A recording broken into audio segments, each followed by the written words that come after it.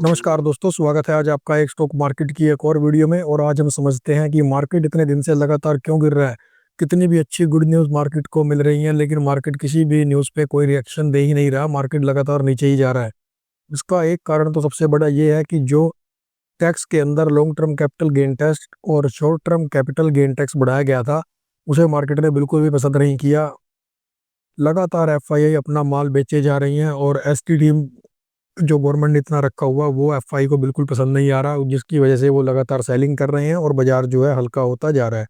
एक रीज़न तो इसका दोस्तों ये जो मुझे समझ आता है। उसके बाद अब बात कर लेते हैं इंडिया और यूएसए में जो टैरिफ वार एक किस्म से चल रहा है। जो टैरिफ को लेकर जो मतभेद अभी चल रहा है कि टैरिफ कितना लगेगा, उस चीज़ों को लेकर भी बाजार बहुत डरा हुआ है, क्योंकि ट्रंप ने साफ कहा है कि जितना टैरिफ इंडिया हमारे प्रोडक्ट पर लगाएगा, हम भी बदले में उतना ही टैरिफ आपके प्रोडक्ट पर लगाएंगे।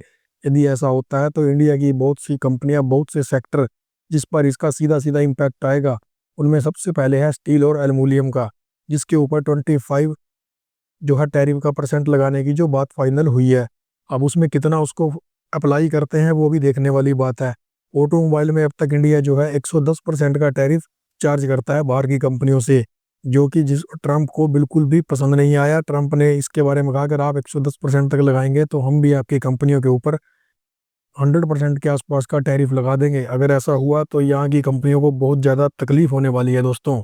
उसके बाद इसी तरह से एग्रीकल्चर, फार्मा, ये सभी कंपनियों में जो कि यूएसए के अंदर बहुत ज़्यादा काम करती हैं, आईटी सेक्टर की बहुत कंपनियां जो यूएसए के लिए काम करती हैं, यदि ऐसा होता है तो इनको भी बहुत ज़्यादा दिक्कत आएगी।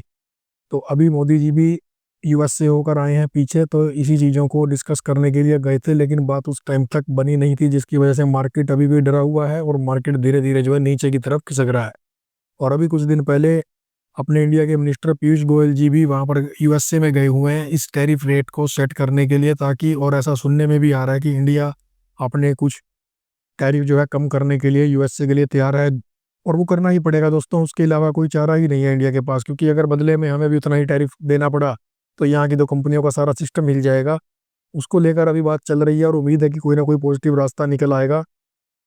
तो अगर ये टैरिफ जो सेट हो जाता है कोई ऐसे रीजनेबल रेट पर जहाँ पर इंडिया को भी दिक्कत ना हो और अमेरिका की कंपनियां भी काम कर सके। असल में दोस्तों ये सारा काम इलोन मस्क की कंपनियों को ही इंडिया में एंट्री को लेकर किया जा रहा है, क्योंकि वो टेस्ला को और अपनी स्टारलिंक कंपनी को, जो कि इंटरनेट की सर्विस प्रोवाइडर है, उसे इंडिया में लाना चाहता है। उसके ऊपर अभी तक जो हाई टैरिफ की वजह से वो इंडिया में एंटर नहीं कर पा रहे थे।